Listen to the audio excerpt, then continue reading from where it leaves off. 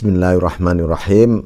Kita lanjutkan, kita memasuki hikmah ke-13 mengenai pencerahan kalbu, bagaimana supaya hati kita tetap terang di balik pandangan mata kepala kita, alam pikiran kita terhadap alam semesta ini.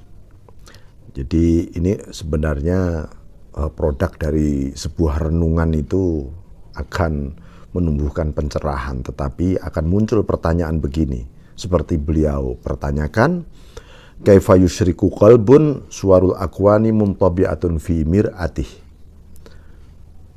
Bagaimana hati ini bisa begitu cerah, terang, ya, padahal rupa atau proyeksi atau gambar atau wujud, ya, alam semesta, alam ciptaan ini senantiasa tertancap terus, tercetak terus menerus di dalam cermin hati kita. Sehebat apapun ibadah kita, taat kita, tetapi kalau dunia seisinya, bahkan dalam makom tertentu akhirat seisinya pun masih nempel, ya, impian imajinasinya di hatinya, maka seseorang tidak akan mengalami satu pencerahan yang sesungguhnya. Allah menciptakan hati manusia itu diamsalkan sebagai satu cermin. Cermin ini apakah bening, apakah kotor, atau bahkan retak, atau bahkan cermin itu selalu terbalik. Ini menggambarkan tentang situasi psikologis kehambaan kita kepada Allah, ya. Maka di belakang nanti akan kita temukan dawuh beliau, an-nuru lahul kashfu. Cahaya itu memiliki fungsi membuka. Jadi yang membuka ini hak, ini batil, ini bagus, ini tidak, ini ilahiyah atau ini khalqiyah. Ini adalah karena adanya nur. Nah, nur inilah yang memancar di dalam hati para hamba Allah. Tergantung hati kita kemudian. Maka kita harus ada tasfiyatul qulub atau tadhirul qulub, membersihkan hati terus menerus dan menyucikannya. Maka akan menumbuhkan kecemerlangan. Tetapi kalau yang nempel adalah proyeksi-proyeksi duniawi, proyeksi-proyeksi kemakhlukan, itu akan menghalangi pantulan-pantulan cahaya ilahi tadi. Nah, kita bisa mengkoreksi diri kita sendiri sejauh mana sebenarnya cermin hati kita. Bismillahirrahmanirrahim. Ada hal yang lain yang membuat hati kita ini menjadi buram ya, karena ada satu faktor pasti. Begitu juga kalau hatinya orang munafik misalnya, itu retak, terbelah-belah, maka pantulannya tidak pernah utuh. Hati orang kafir terbalik, sehebat apapun cahaya yang memantul tidak akan memantulkan gambar atau rupa orang yang bercermin. Nah, ada lagi orang yang semangat bercerminnya luar biasa, ya, tetapi cara belajarnya salah. Nah, itu yang disebut orang bercermin tapi dari samping. Gambarnya nggak akan pernah muncul di sana. Siapa yang disalahkan? Ya, metode dan objek pembelajaran tadi. Termasuk barangkali gurunya juga nggak beres, bisa itu karena meletakkan cermin bukan pada tempatnya, karena dia tidak ahli meletakkan posisi cermin itu tadi. Bismillahirrahmanirrahim. Dalam satu hadis dijelaskan, Innal abda idza akhta'a khati'atan nakatat fi qalbihi nuqtatun sauda.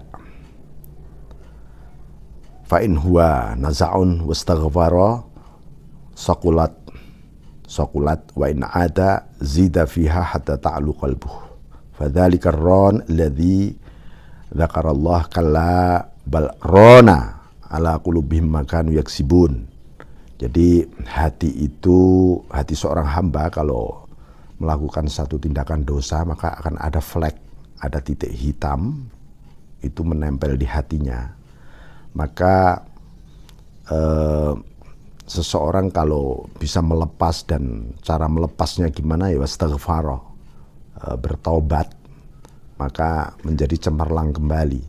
Maka kita mesti harus mendawamkan istighfar setiap habis sholat. Supaya apa? Supaya terus cemerlang di dalam hati kita. Tapi kalau kembali ya, hatta ta'lu qalbuh. Tapi kalau kembali apa ya? Kembali ini berbuat salah kembali, ya maka dia akan ada flek hitam lagi, sehingga hatinya itu membubung. Nah, kalau sudah begitu membubung itu maksudnya gini, bertumpuklah namanya dosa itu di dalam hati seseorang sampai kemudian tumbuh apa yang disebut dengan kotoran-kotoran yang berkarat. Nah, itu di Al-Quran disebutkan, kala jangan demikian, bal rona ala qulubihim, hatinya sampai berkarat bima kanu yaksibun, atas tindakan-tindakan mereka. Jadi akibat perbuatan yang salah itu membuat hati kita bisa berkarat, dan tentu saja hati kita tidak akan pernah cemerlang walaupun Anda ibadah, taat, tetapi tidak pernah terjadi satu proses klarifikasi di hati kita dengan kembali taubat kepada Allah, disucikan dulu. Itu nanti hati tetap tidak akan pernah terang. Kita lanjut. Kaifa yushriku qalbun tadi. Sekarang am kaifa yarhalu ilallah wa huwa muqabbalun bisyahawatih. Barangkali hati Anda sudah mulai terang dan Anda memiliki satu niat motivasi untuk menuju kepada Allah. Al-qusud ilallah. Atau dalam bahasa munajat Anda menyebutkan, ilahi anta maksudi. Oh Tuhan, tujuanku ini ternyata Engkau. Wa ridhaka matlubi, dan ridhomu yang aku cari. Tuhan, a'tini mahabbataka wa ma'rifatak, berikanlah, limpahkanlah cinta dan ma'rifatmu kepadaku. Mulai tumbuh kesadaran seperti itu. Tapi am kaifa yarhalu ilallah, bagaimana engkau berjalan menuju kepada Allah. Wa huwa muqabbalun bi syahawati, sedangkan kesenangan syahwat terus menerus menumpuk, menimbun, membebani diri Anda. Nah, ini tentu akan berat perjalanan menuju kepada Allah karena terikat oleh suasana adiktif, kecanduan misalnya terhadap hal-hal yang serba enak, serba nyaman, serba mimpi lah pokoknya. Yang serba enak semua. Dan itu akan membuat seseorang secara psikologis berat menuju kepada Allah. Karena nafsu tidak mau diajak semangat menuju kepada Allah, kecuali dilawan itu nafsu dan dibersihkan. Baru dia ringan. Maka di dalam Rasulullah SAW mensunnahkan kita berpuasa mulai Senin Kemis, Ayyamul Bid, kemudian Selasa Rabu Kemis, dan seterusnya. Ini untuk apa? Agar manusia memiliki satu semangat yang ringan di dalam menuju kepada Allah Subhanahu wa taala. Nah, ini pengaruh maka cara pandang hidup kita yang serba materialis, hedonis, syahwatis, kemudian serba formalis barangkali, yang tampak nyata saja, justru itu akan membuat berat perjalanan kita menuju kepada Allah Subhanahu wa taala. Ya. Itu ingat. Nomor berikutnya, am kaifa yatma'u ayadkhula hadratallah wa huwa lam yatatahhar min janabati ghafalati. Seseorang barangkali sudah mulai melawan nafsunya, sudah mulai melawan membersihkan dirinya, tetapi dia tiba-tiba ingin hadir terus menerus hatinya di hadapan Allah.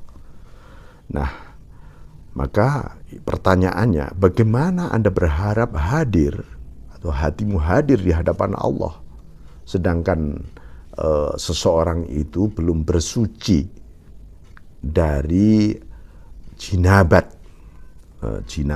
kelalaian jiwanya.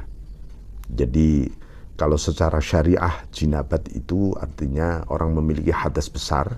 Orang hadas besar itu tidak boleh masuk masjid, berdiam di masjid tidak boleh. Nah, kecuali tidak ada jalan lain dia harus lewat situ, silahkan.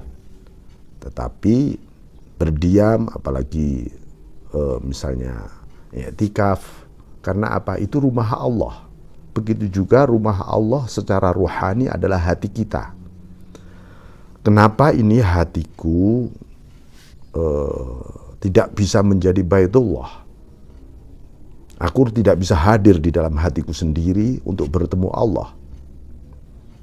Rupanya kita masih punya hadas besar. Hadas besar kita apa? Jinabat namanya.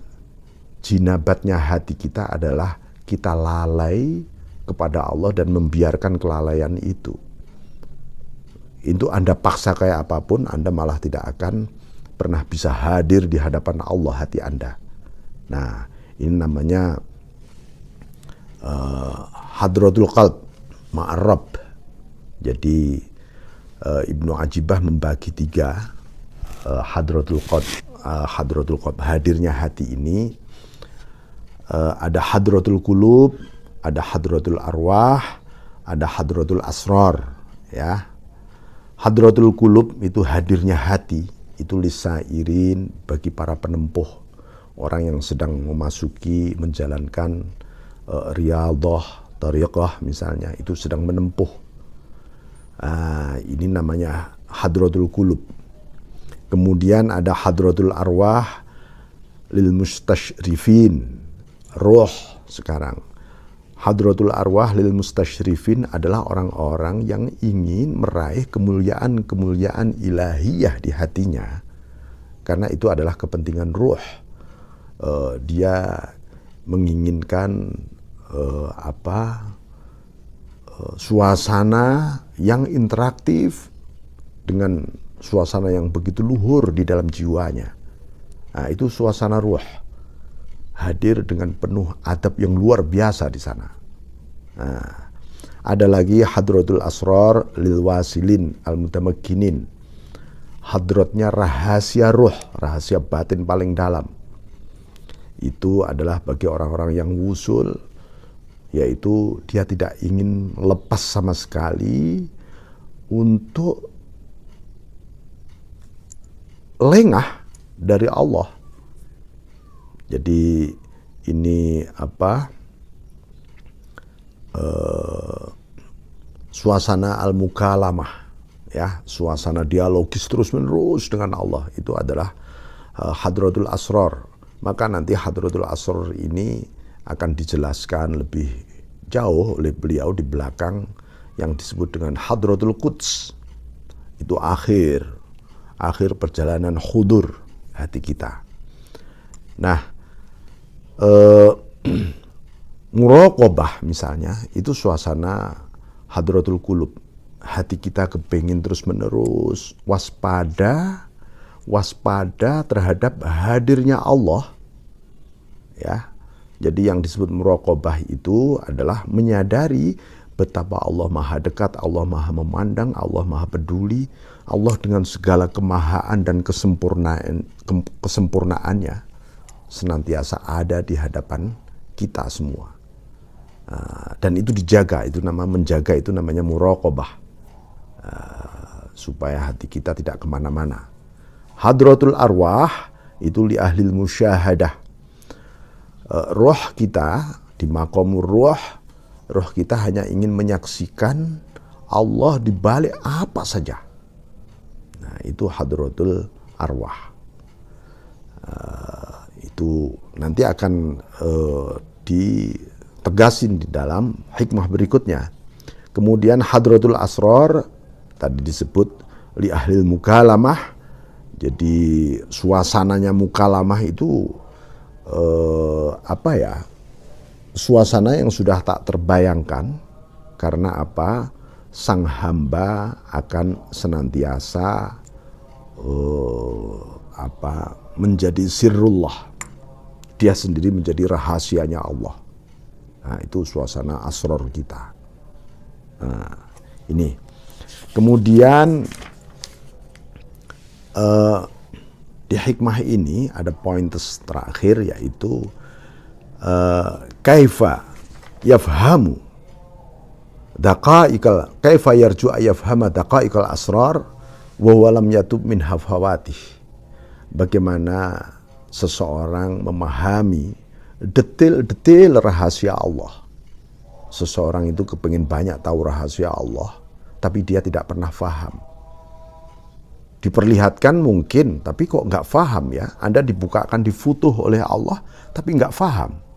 Yang penting faham ini. Makanya beliau mengatakan, am kaifa yarju ayafhama. Bagaimana bisa memahami, karena pemahaman inilah yang menghantar pada penghayatan dan amaliyah. Daqa'iqal asrar, detail rahasia di dalam batin kita, tetapi wa huwa lam yatub min hafawatih. Seseorang tidak bertobat dari hobinya, adiktifnya dalam kesalahan, dosa, maupun menuruti nafsunya dan seterusnya. Nah, ini membuat kita sulit memahami rahasia-rahasia Allah. Jadi jangan sampai manusia itu kepengin tahu rahasia Tuhan, rupanya dia tidak tahu caranya memahami rahasia itu. Nanti bisa kepeleset, ya, bisa-bisa malah tersesat seseorang.